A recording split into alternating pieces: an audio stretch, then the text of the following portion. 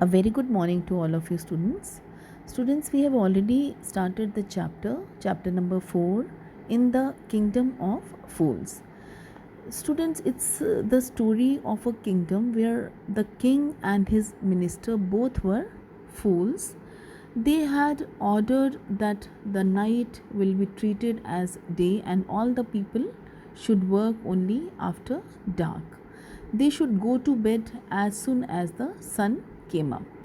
The king's orders were followed by the people for fear of death. So all were dead scared of king and the minister. They had no choice but to follow how they were saying them to follow. This delighted the king and his minister. So king and minister, they both were very happy. Once a guru and his disciple came to that city. Soon they realized that they were in the kingdom of fools. The guru was wise, of course, gurus are all intelligent people. He advised his disciple that they should leave that place at once as it was not safe to stay over there. But the disciple was a food freak, means he was greedy boy. He was a young boy, and young children generally don't have that much wisdom, no, they are not foresighted enough.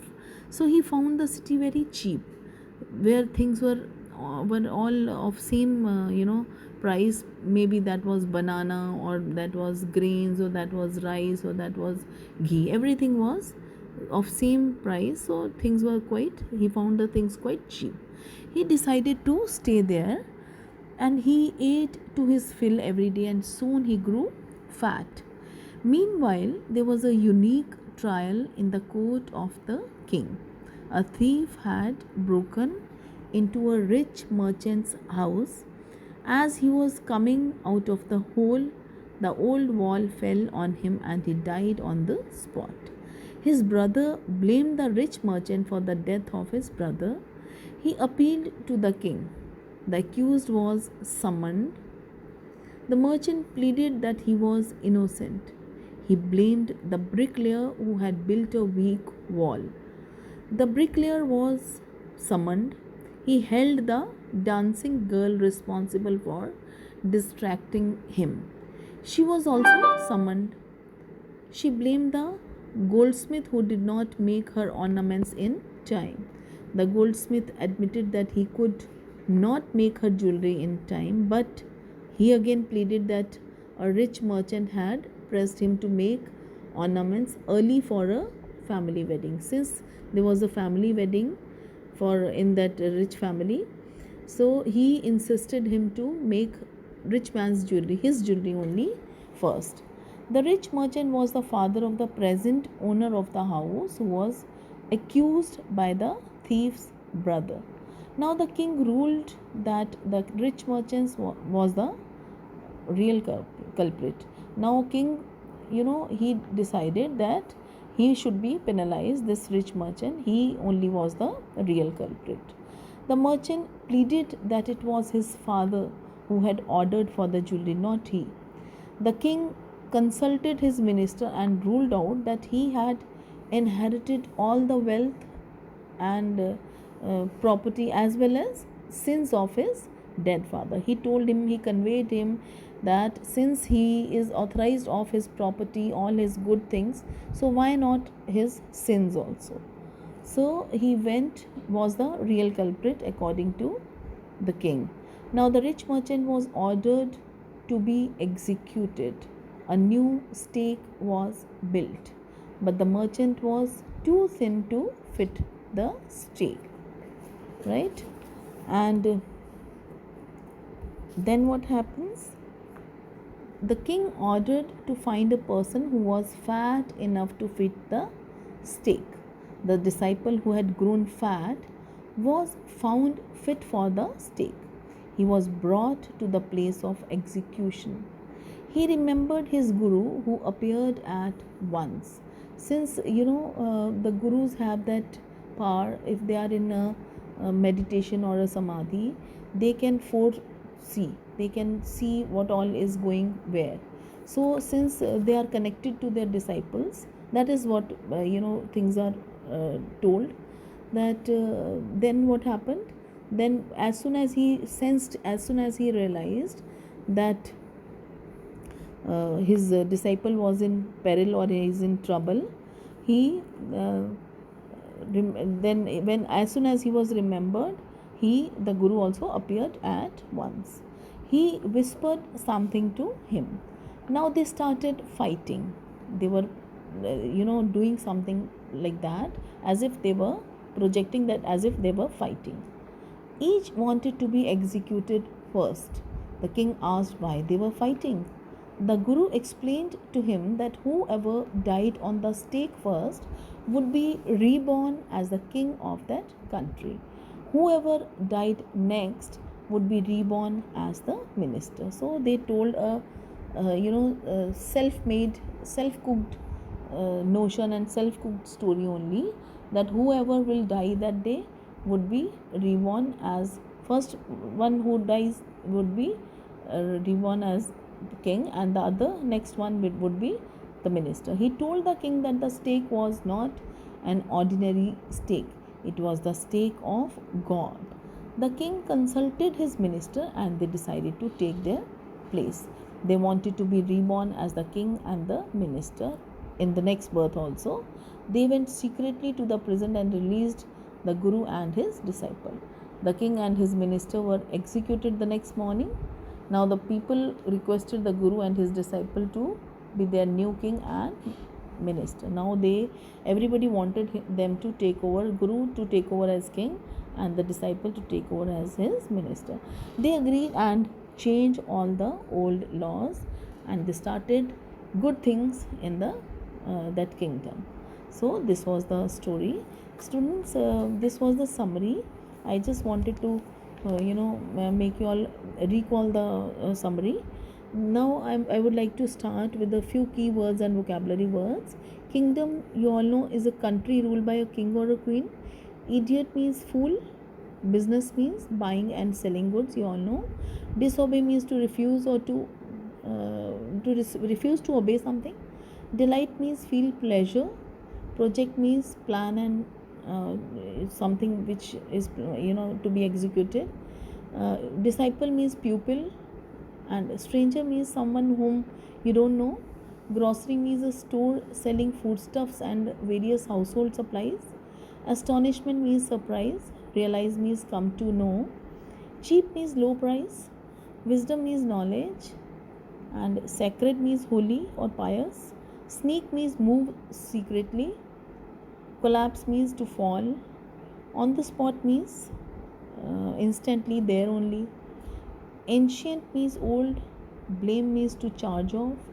Wrongdoer means the person who is convicted. Compensate means to make good for the losses, to recover. Injustice means lack of fairness, and summon means to call for. Burgle means to break into.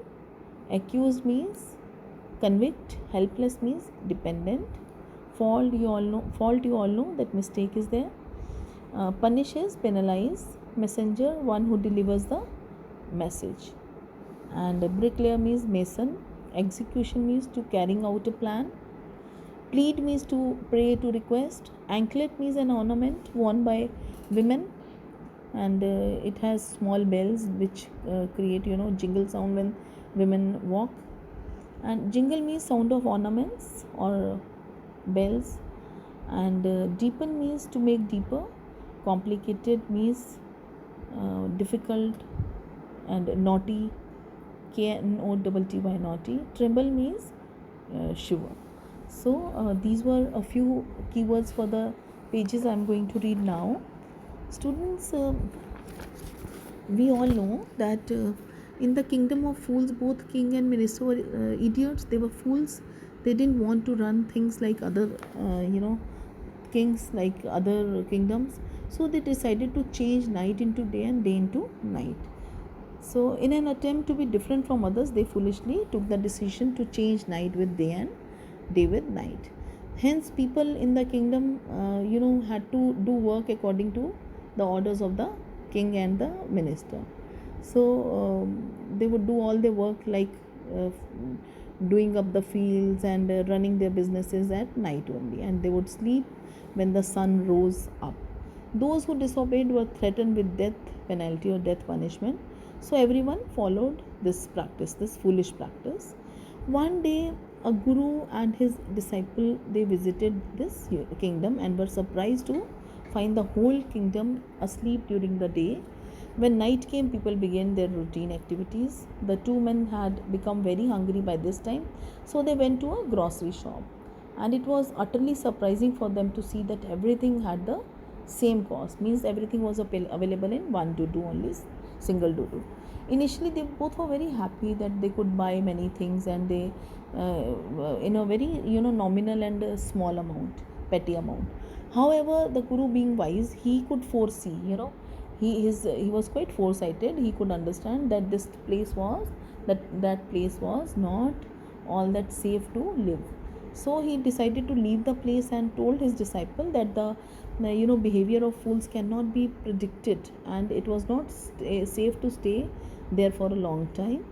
But disciple was little greedy. He was very fond of eating, and he was a young boy. He was not all that matured and foresighted. He decided to stay back, and he told guru to leave, and the guru alone left the city. And one day a thief broke into a rich merchant's house by making a hole in the wall. However, when he was leaving after the robbery, after the loot, the wall of the house fell on his head, and it immediately killed that thief. And then his brother felt very bad, and he complained to the king that the merchant was to be blamed for this his death, brother's death, and should hence be punished and penalized. The foolish king assured him of justice and then summoned the merchant. He called for the merchant. The king told the merchant that he would be punished for having murdered the man who burgled his house. The merchant was a wise man and escaped punishment by telling the king that the wall had been built in his father's time.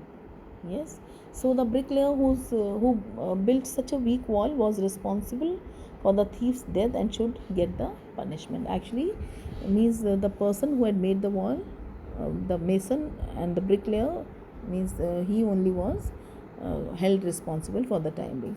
The bricklayer too wisely evaded punishment and put the blame on the dancing girl.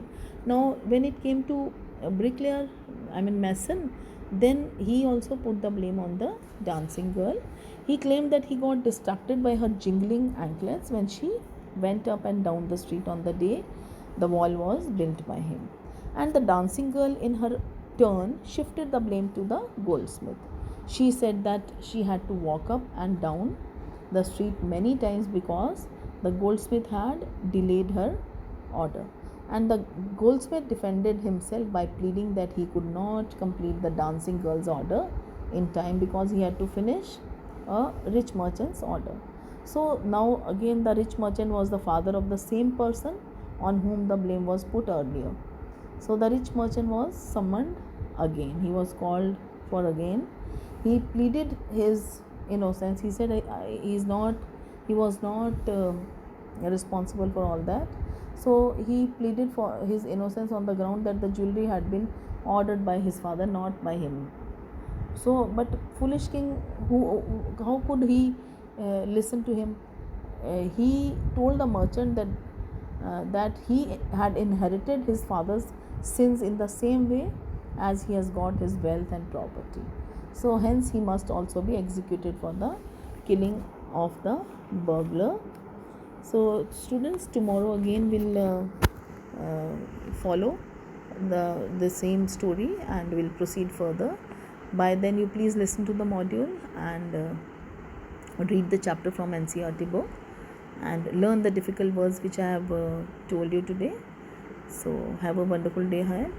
God bless you all. Thank you.